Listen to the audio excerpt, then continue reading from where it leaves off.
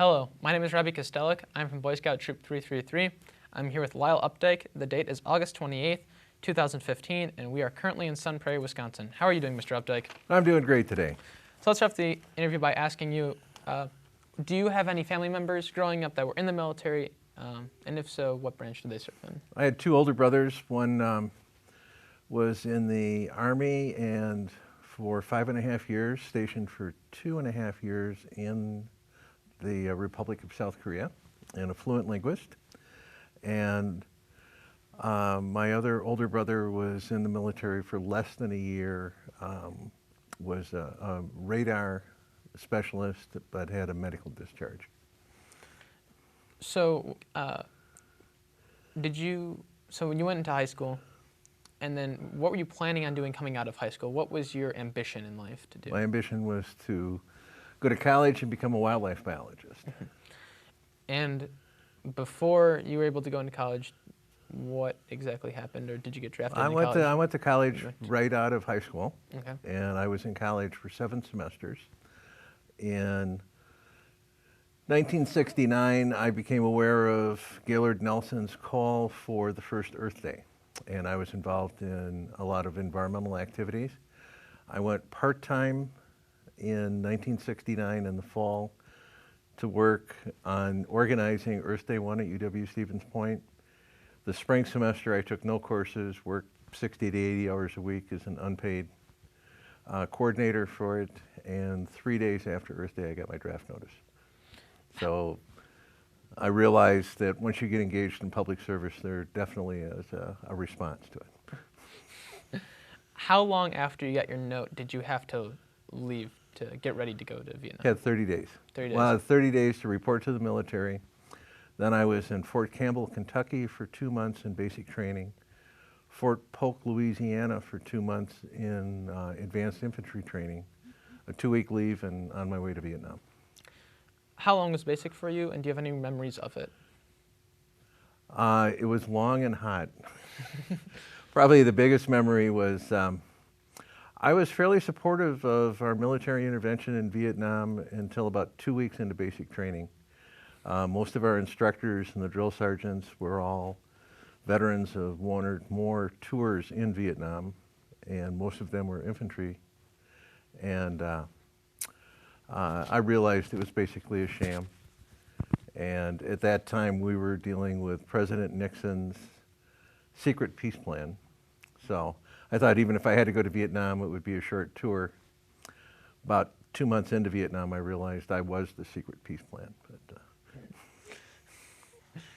Do you believe that the training that you received before Vietnam helped you once you got there? Was it sufficient for you, or do you wish they had done something different to you before you left? well, it helped us survive. The basic training, you're just getting used to military protocols.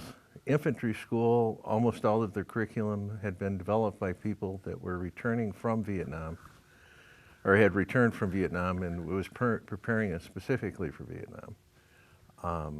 And then about 4 or 5 days after I got in Vietnam, I was sent to the 101st Airborne Division, and they had in-country training, so for about a week. So by then I'd been mortared for the 2nd or 3rd time, did night operations, and learned how to rappel out of a helicopter. So, What was the process like to getting to Vietnam for you? From the States to Vietnam, what was it like? 24 hours in the air. So it's a 10,000-mile flight. It was hard. I had a 2-week leave when I left. My wife was 5.5 months pregnant. I flew out of the small airport in Janesville, Wisconsin. Went to Oakland, California for 5 days till we got processed for a plane to go to Vietnam. Arrived in Tan Son Nhut Air Base and went to the 90th Replacement Unit. Was there for about 3 days. First night in, we were subject to either a mortar or rocket attack, pretty close. So I could feel the bed shake. I don't know how close it was. And then we were under mortar fire again when I was up at training at the 101st Airborne Division. So. Mm-hmm. So when you first got to Vietnam, what was the first order of business? What was the first thing you were assigned to doing? once I got to my unit, I was sent out to Firebase Brick to work on as a crew on an 81 millimeter mortar, and that lasted 24 hours.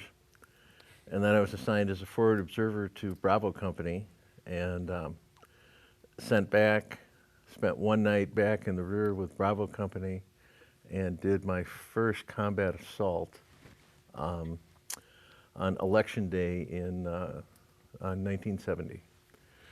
So I was somewhat upset. The age of majority was 21 at the time.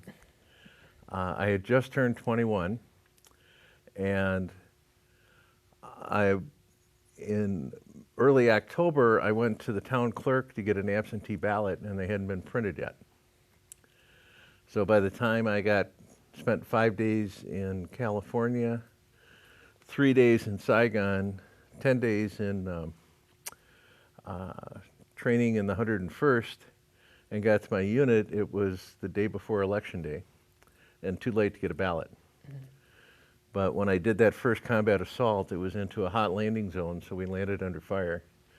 So I always say I was disenfranchised because I was fighting for democracy.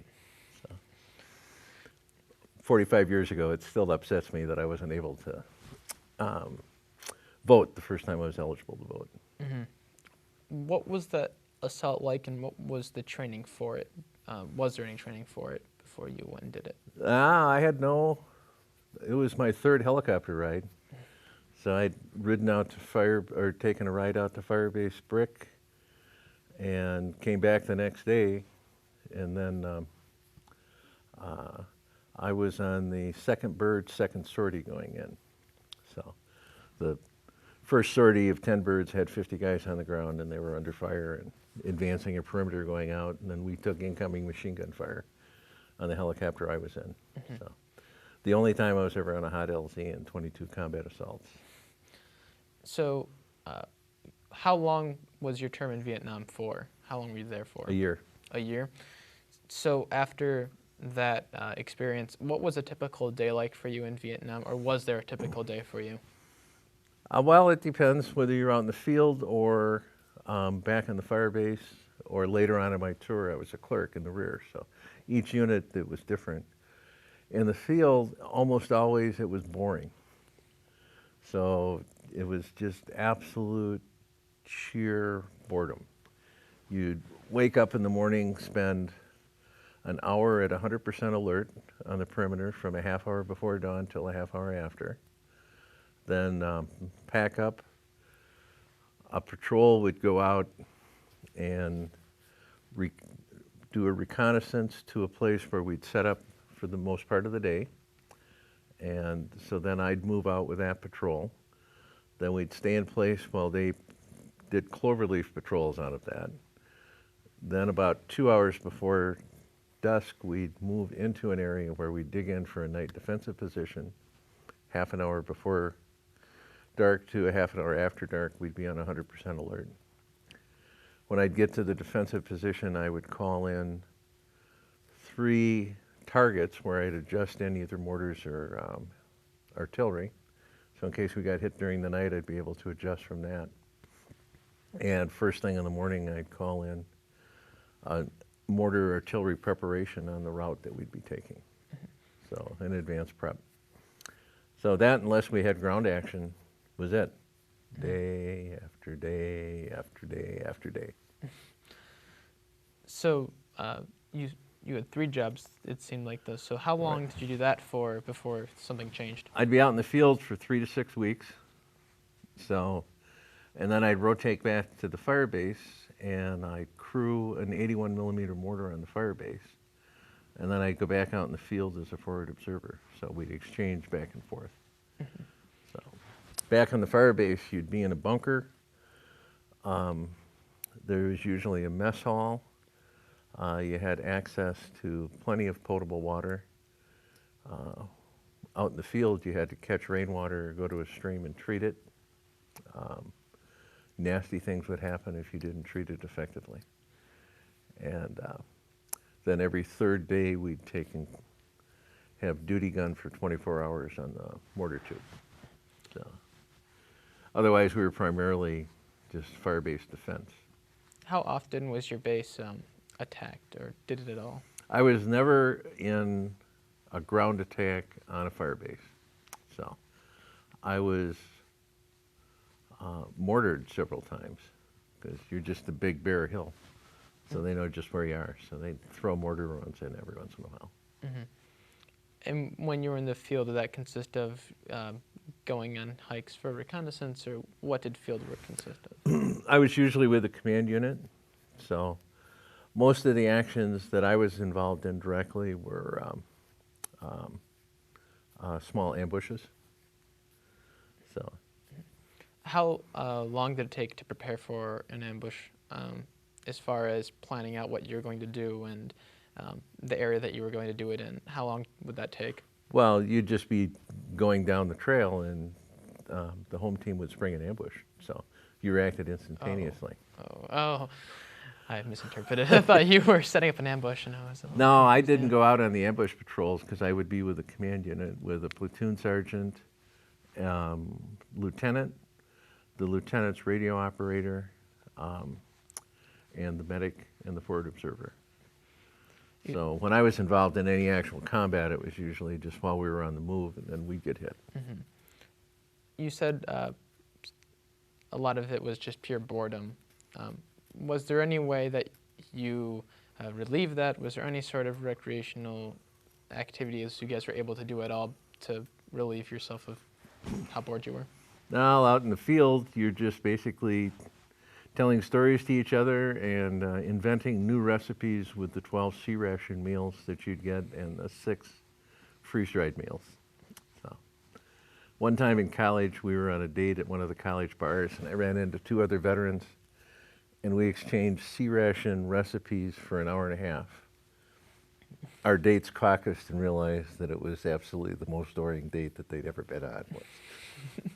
Listening to guys on how they come up with different combinations of the cans of sea rations and what you do to get an appetizing meal. Mm-hmm. Did the food change at all when you were at your base, or was that just about Well, it? you're back at the fire base. They had a mess hall, but there may or may not be a place to sit down and eat. So you just go over and you'd get basically a paper plate, and then you go out into the pouring rain of the monsoon season. Mm-hmm. So you're there for the monsoon season. Well, I was there for the whole year, but I was in the field for the monsoon season, and during most of the main part of the fighting season, I had a rear job as a company clerk. You said that most water is potable. Did you ever get sick in your Yes. time? What happened? How was that? I just caught rainwater and thought that you wouldn't have to treat rainwater. That was mistaken. Oh. So amoebic dysentery can be nearly fatal. How was it for you? Was it almost? Well, you would be walking down the trail with a M16 in one hand and a shovel in the other. You get horribly dehydrated. Very, very sick. Do you think there are any sort of misinterpretations of Vietnam, or any sort of things you don't think people think about when they think of Vietnam, as stuff like, rainwater, or any sort of interesting stuff like that? Well, see, there were a lot of different things. There was a big drug culture in the rear, a lot of marijuana and heroin, which was not tolerated in the field, but became a progressive problem in the rear area. A lot of racial tension. So this was the Black Power era. You have to remember in 1970, 71, in 68, 67, 68, 69, we had major race riots in Detroit, Watts.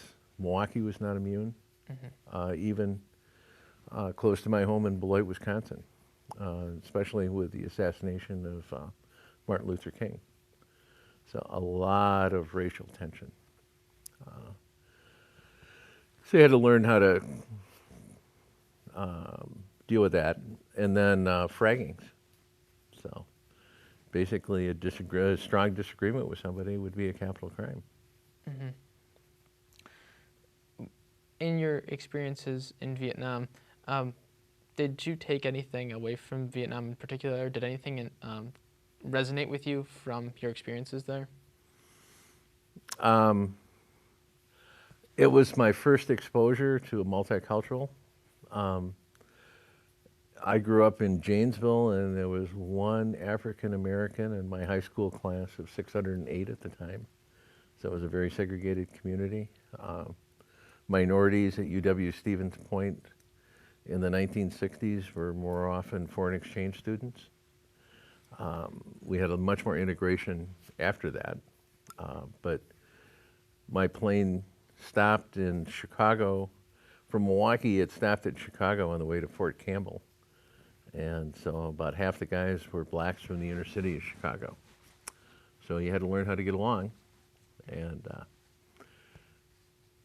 some guys were really hostile and had big problems. And usually if you had goodwill, you just got along. Mm-hmm. And then in combat, you learned you had to depend on each other. Mm-hmm. It being very hot and humid there, I gotta imagine there, if you got cut, there was a lot of room for infections. Did that also kind of make its way around as well? You betcha.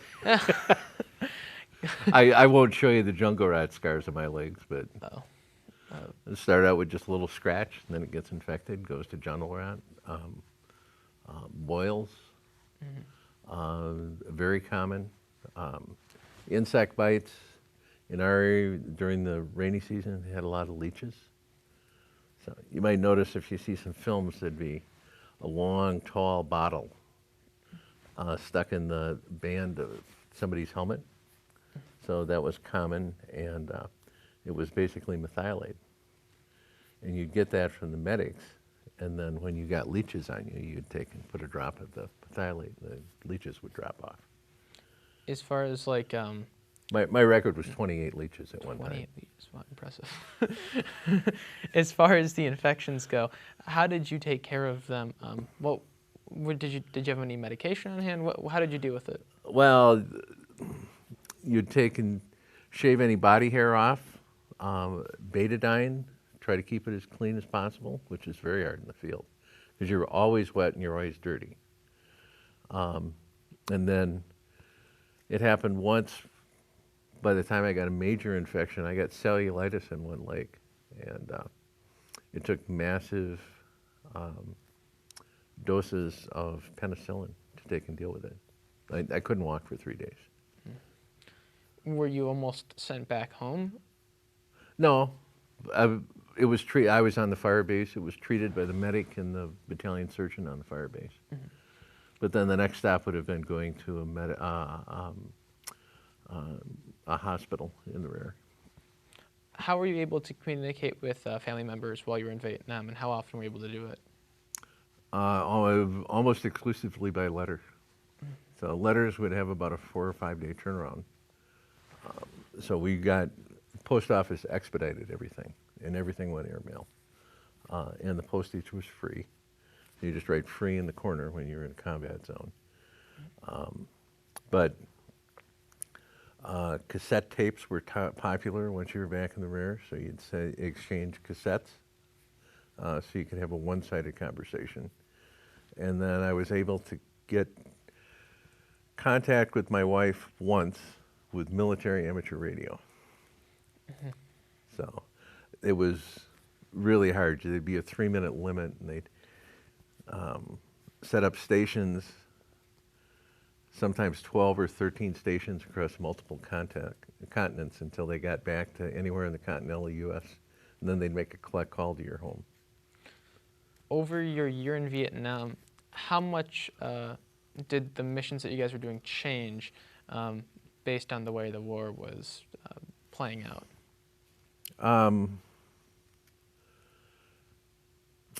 We started out with just basically aggressive patrolling to keep any enemy from having concentrations when I first got there in late 1970, early 71 in the monsoon season.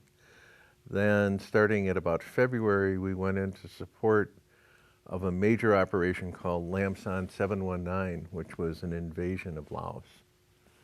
So we ended up doing a lot of support missions close to the Laotian border and sometimes across it with big units. but it was primarily as a blocking force for the South Vietnamese incursion into Laos. That lasted for several weeks.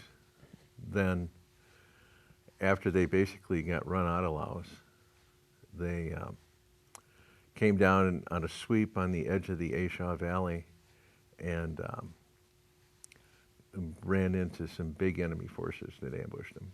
Mm-hmm. So, fortunately, that happened the day after I got a job as a company clerk.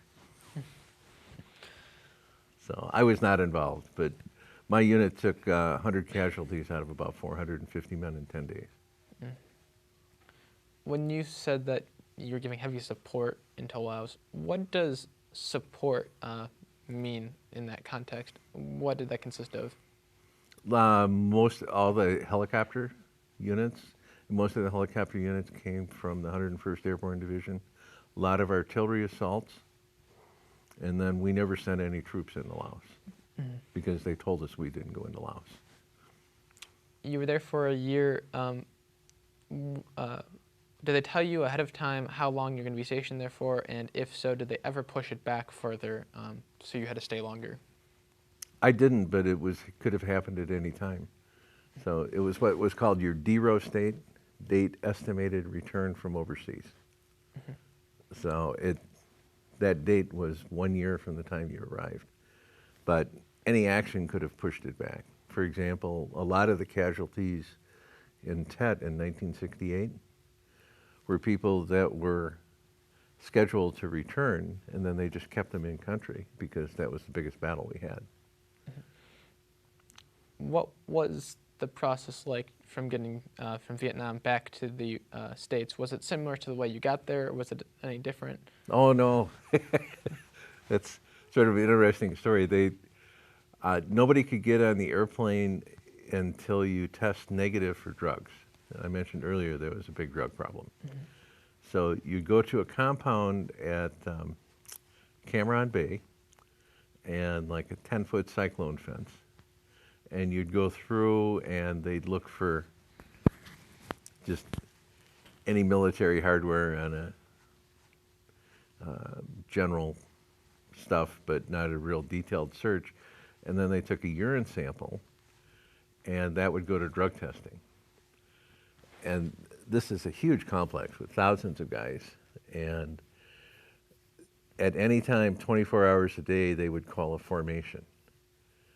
And then they'd stand up with a clipboard and they'd read off names. And if it was a short list and you never knew at the time, they'd stop after maybe 15 or 20, and then those people were told to report to a certain door because they'd failed the initial screening on the drug test.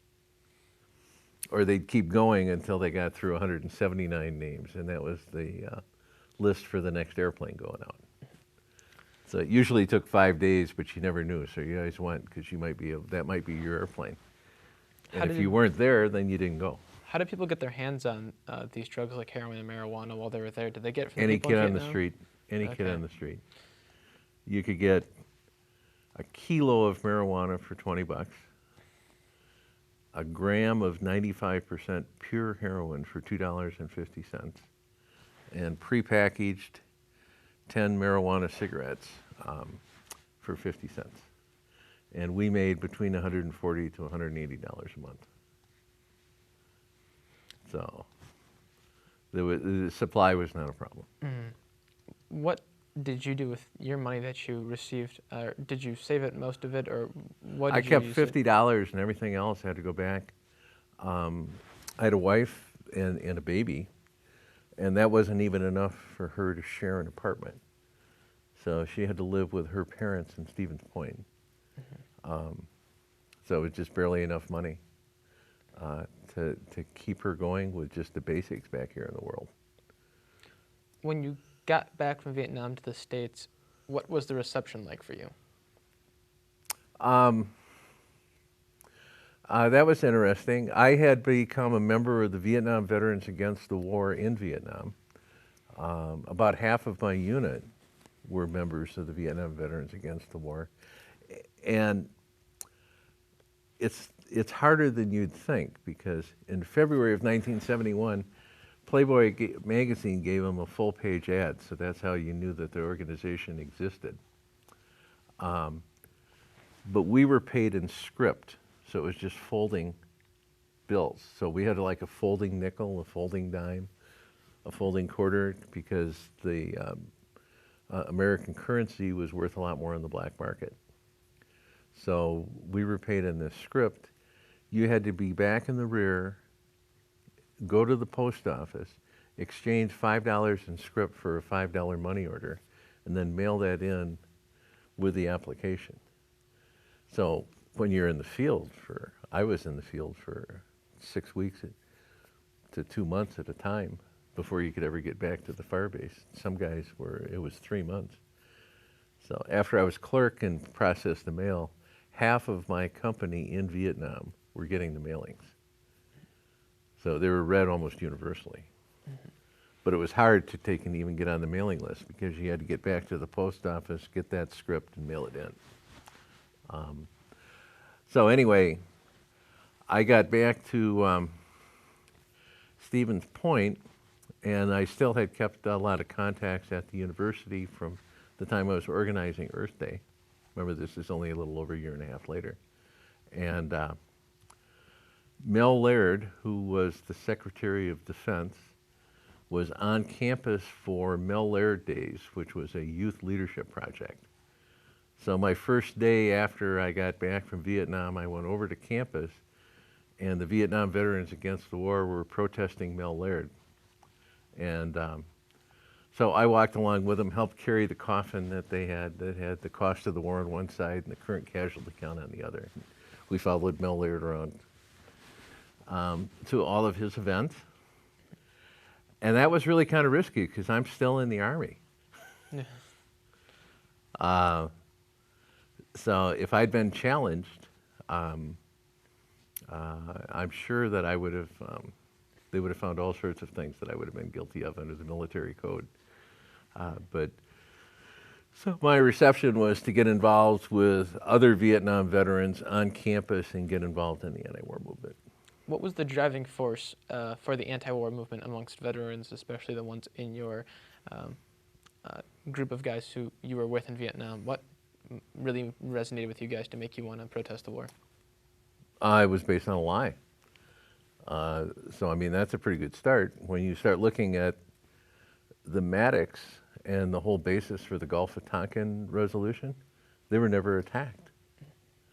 So you found that out I had a college friend of mine that was at San Diego when the Maddox came in, and they were talking about, wow, this is really something, and you guys are in contact, and the Maddox guys are going, what are you talking about?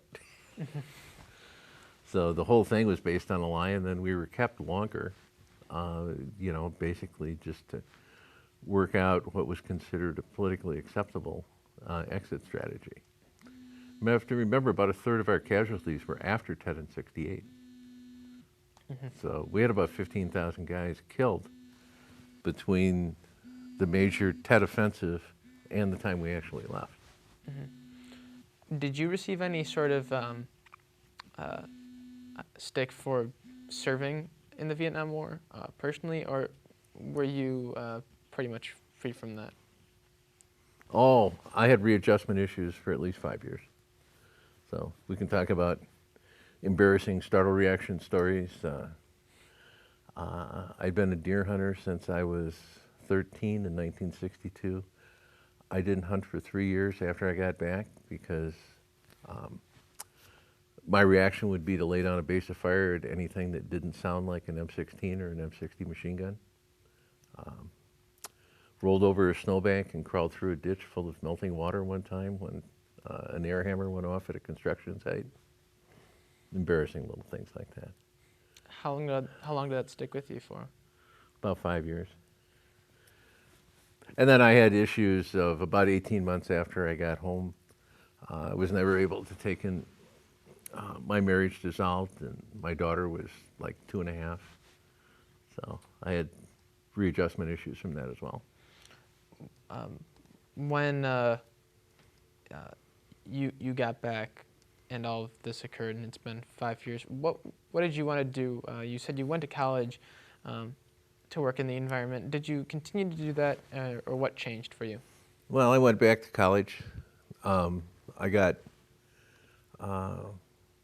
involved on student activities. I ran for the state assembly in 1976. Lived in a geodesic dome and off the grid for about 4 years.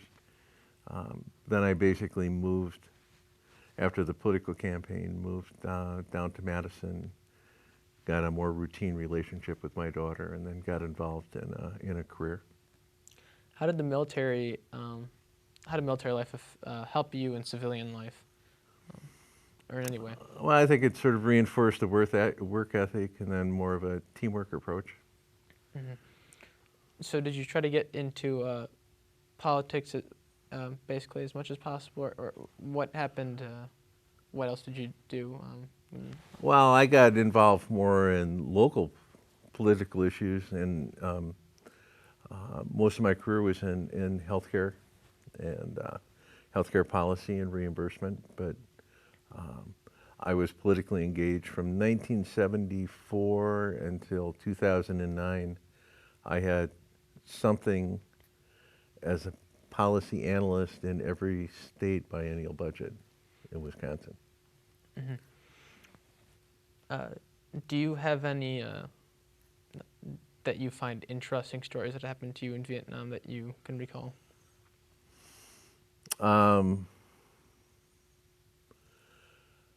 Well, let's see. We talk about an interesting story. We were moving on a typical mission one time during the hot season to a waterfall so that we could go swimming and cool off. But when you go there, there's usually these big sandstone pools and probably a 40 or 50-foot waterfall. And you put a machine gun at the top and one at the bottom, and then half the guys go swimming and half guys do security. But you have to go back and scope out the area behind the waterfall, because there's usually a cave, and the home team would sometimes use those for supply depots and keep things in them. And so you had to check that out. And so we stopped, and our point man and the slack man went up to check out behind the cave. But the point man, I forget his name now, was probably 6'4" and African American and very dark complected. And the slack man, number 2, was Hispanic from Puerto Rico. And they got up, but about 20 feet from the waterfall, the point man froze. And that's usually a sign that he spotted an ambush.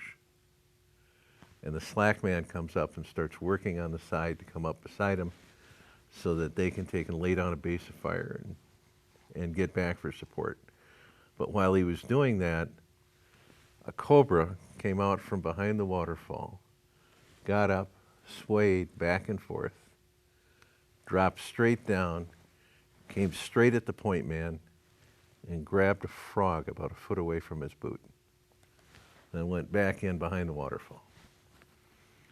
Now the slack man pulled the pin on a hand grenade and tossed it in behind the waterfall because he didn't like snakes very much. And then they scurried back, and the lieutenant had to figure out what was going on because we'd all heard the explosion, and we moved into a defensive perimeter. But our African American point man was just a pale gray, just an ashen gray. So forever afterwards, he was nicknamed Gringo. So whenever you'd hear, "Hey, Gringo," then you'd see a 6'4" dark complected African American would take and respond in our group. So that's one story that we've recalled a few times. How Gringo got his name.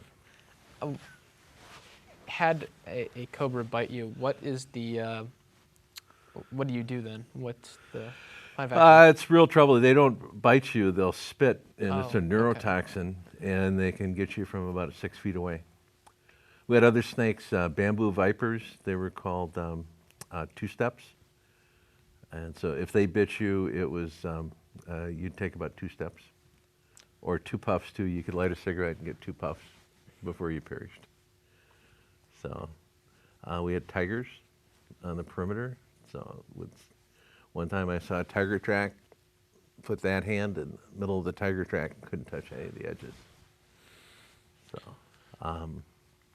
you had to be careful. Other than the biggest threat that we had to deal with was booby traps, which were explosive mortar rounds, usually mortar rounds or artillery rounds that were rigged with a tripwire. So how much experience did you guys have with those booby traps? How many did you end up seeing or dealing with? I didn't have to deal with any directly, but you watched every foot that you put down. And then the point units would find and disable them, or we'd see them and we'd go around them. What did they usually consist of for you guys? 10-pound mortar rounds rigged with a detonator. And then a tripwire? Usually the equivalent of a piece of fish line. Sometimes there were pressure detonators, which were even worse, harder to spot. Mm-hmm. And then as far as nature goes, like tigers and snakes, were they ever an issue for you guys, or how many of those did you end up having to deal with? I never saw a tiger. I just saw the tracks one time, and we followed them for 3 days. And I had the guy next to me had a bamboo viper come out of a tuft of grass and run across his leg and move on down the hill. He was upset. Yeah, I think it would be too. So what do you think, we've talked about what you thought of Vietnam, what that took with you, and we talked about how, or what military life took with you, but what specifically, did Vietnam affect your political career as well? Did your experience there change the way you thought about wars in the future? Well, we became much more critical. I think it's important that you become informed and that you ask critical questions. And then I still spend a fair amount of time looking at the news. I concentrate more on local activities, but I'll probably have between print media and news media maybe an hour a day that I'm involved between either the radio or the television, or what I read is from the print media. Some of our military engagements, I think, have been righteous, and I would be willing to participate in it. I think when we look at Desert Storm with the invasion of Kuwait, I certainly would have been willing to take and respond to that. In that activity, I had 2 of my nephews involved. One was an artillery unit in the 82nd Airborne that was involved in the sweep through Iraq, and one nephew was with a medical unit in Germany dealing with the casualties coming back. But he was forward deployed to Germany as a captain in a medical unit. And then we get other things that are just pure sham and political expedience. I'd put Operation Iraqi Freedom. In that one, the invasion of Iraq. Now, President Bush 41 is an absolute hero in Iran. So they think he's fantastic.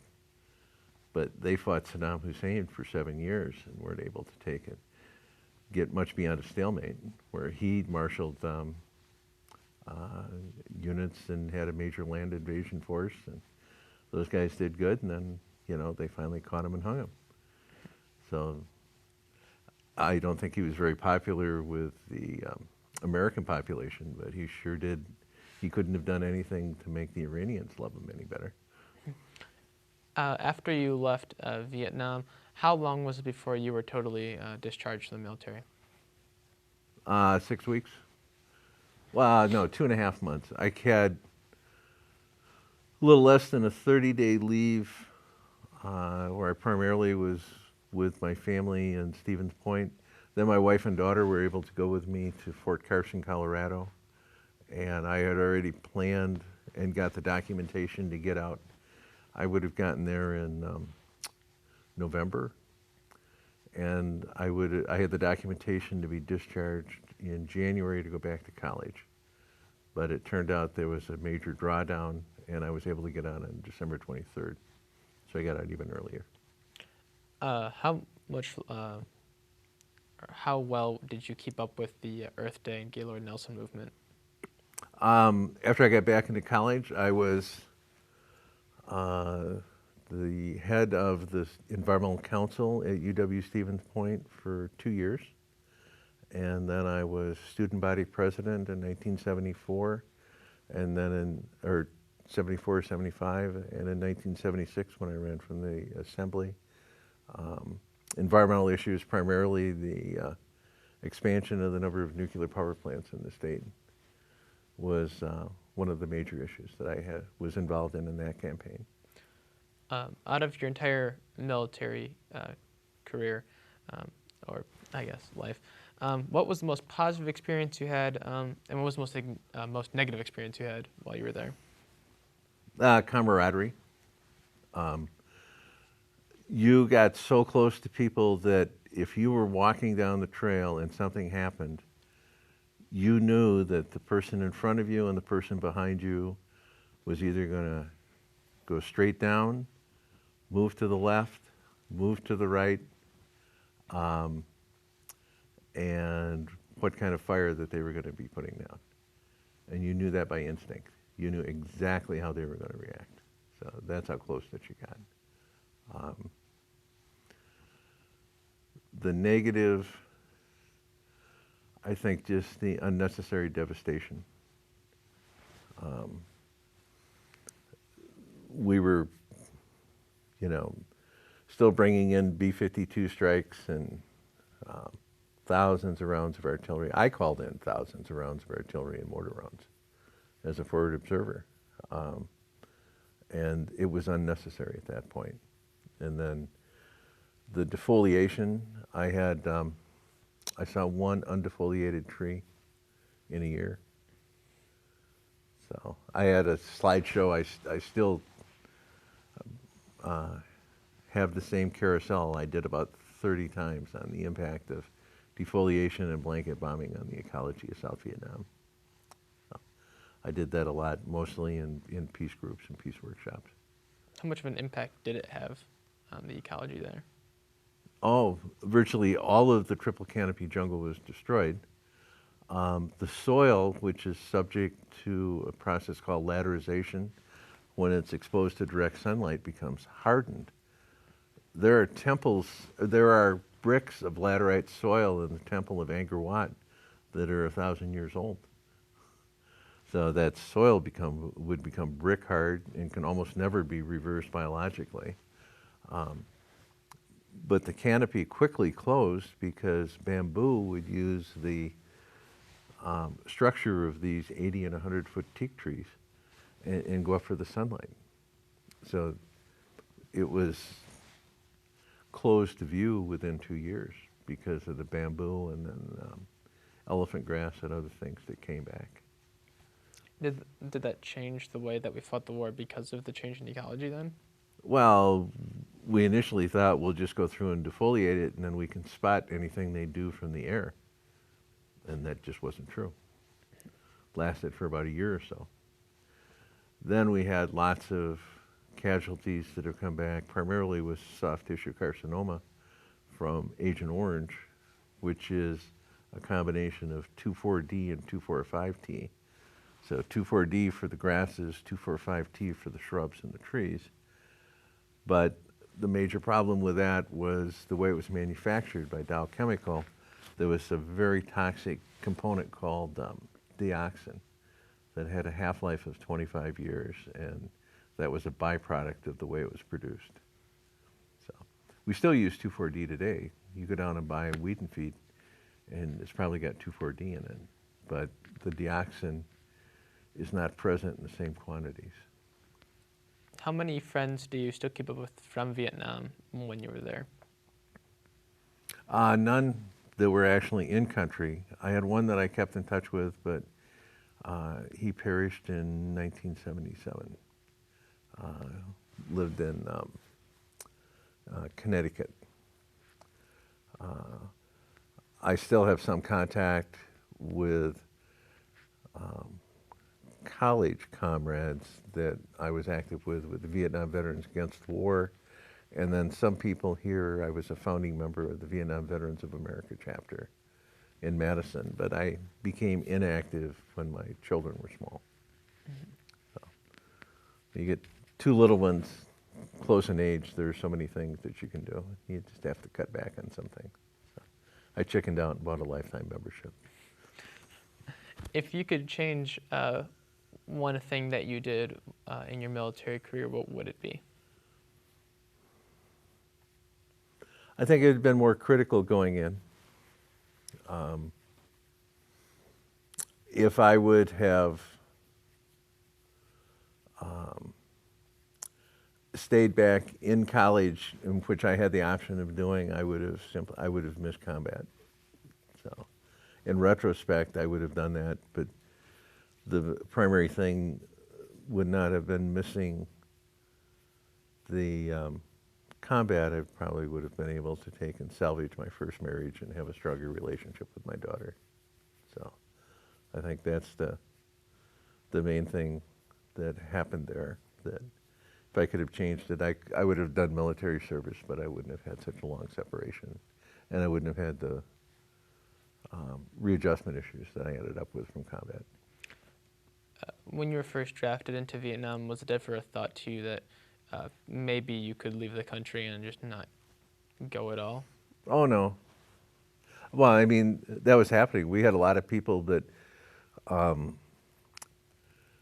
resisting the draft, and President Carter appropriately, I think, gave an amnesty to the draft resistors. But once you're in the military, then you're a deserter. And no, I wouldn't have done that. But I could have avoided the draft. If, in retrospect, if I would have went back to college, then the draft was eliminated a little more than a year after that, and they went to all volunteer Army. Before you got drafted, were you ever planning on possibly joining the military to fight in Vietnam? Oh, I was a strong supporter of the war. Back in high school, you know, I supported Goldwater Miller for president. Was not involved in that first stretch in anti-war activities in college. I was involved in other things. I tell people I was billy clubbed at 18 and shot at 22. So things were a little bit more anxious. In 1973, I was in Washington, D.C. for President Nixon's second inaugural. And we had 8,000 to 10,000 GIs from all over the country that were there for the event. Secretary of State John Kerry was one of the key organizers. And we felt nervous because we only had 200 medics with us. So when we marched, we were a mile long in ranks of 6. And every 10th rank, we had a medic with a gas mask and a full aid bag and ready to deal with combat casualties.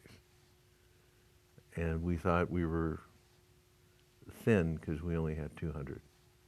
But you have to remember Kent State had been in 1970, so that was just a couple of years in advance. Were you fully planning on getting shot at or anything? Oh, yeah. In my rank of 6, we asked back and forth how many people had a weapon, and 4 out of the 6 were carrying a weapon in just my rank of 6. And we had about 10,000. So my guess is that would be proportional. Mm-hmm. Did you ever have the option once you got drafted to go into the Army Rangers or Marines or anything like that? Or was it you've been drafted for this, you can't do anything else? Oh, 3 days after I was drafted, they wanted me to go to officer candidate school. Mm. And I said no, because it would have been a 3-year hitch instead of a 2-year hitch. So I think that's when the guy checked the box that I had to go to the infantry, because I wouldn't become an officer. If you had been an officer, do you think you would have seen less combat? You would have had to lie on their testing. They do these series of protocol tests. And so you remember I was being trained as a wildlife biologist and had done a lot of camping and lawn canoeing and spending a lot of time in the woods. So I was exactly the kind of people that they were looking for in the infantry. So you'd have to spot those questions and then lie about the answer to avoid being in the infantry or military police. But at the same time, that was the greatest need. I have 2 questions for you before we'll be done. But the first one is, what do you think is the biggest misconception people have of Vietnam that you, being in Vietnam, can basically disagree with or overrule?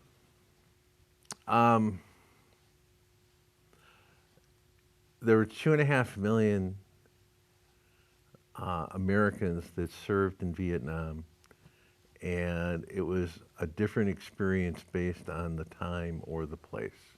So remember, only a small percentage were actually in the field as the infantry. Most were support troops.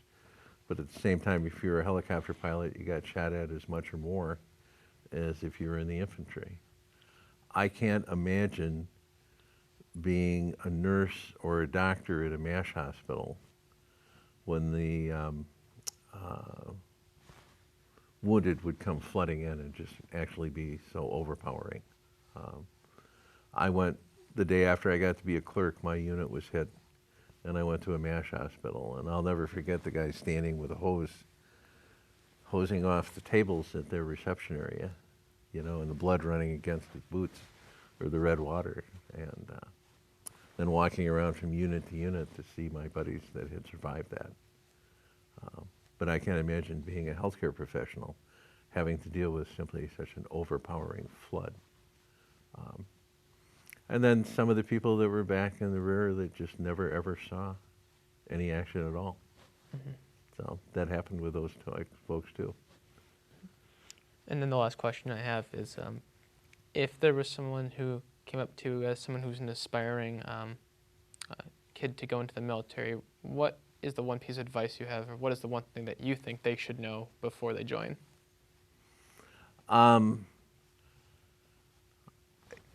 Anybody that wanted to be a combat soldier, I would want to have a realistic recreation of a wounded person screaming for a medic. If they hear that and still want to take and go and get involved in ground combat, then I think that's a good screening exercise. But it will still chill your soul to hear someone that you know that's been hit screaming for a medic. If you're willing to take and pick that as a career, which is what you'd be doing now, after you're able to deal with that experience, then I think you know what you're getting into. Mm-hmm. If not, look for another job. Mm-hmm. Well, thank you for your insight into your career in Vietnam. Yeah. It's been great talking to you. Good. Thank you very much. Bye now.